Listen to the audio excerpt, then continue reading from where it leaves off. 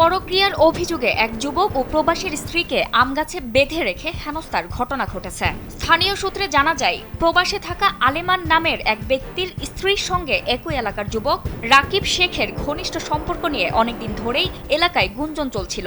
শুক্রবার সকালে দুজনকে একটি নির্জন ঘরে একসঙ্গে দেখতে পান প্রতিবেশীরা। এরপর স্থানীয় লোকজন তাদের আটক করে বাড়ির সামনে একটি আম গাছে বেঁধে রাখে।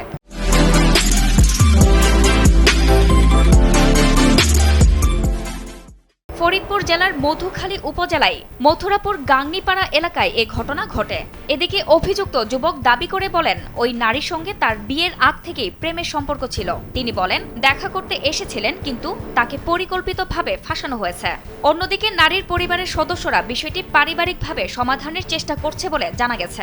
এ বিষয়ে মধুখালী থানার ভারপ্রাপ্ত কর্মকর্তা ফকির তাইজুর রহমান বলেন, এ ঘটনায় এখন পর্যন্ত থানায় কোনো অভিযোগ পাওয়া যায়নি। অভিযোগ পেলে প্রয়োজনীয় আইনগত ব্যবস্থা নেওয়া হবে।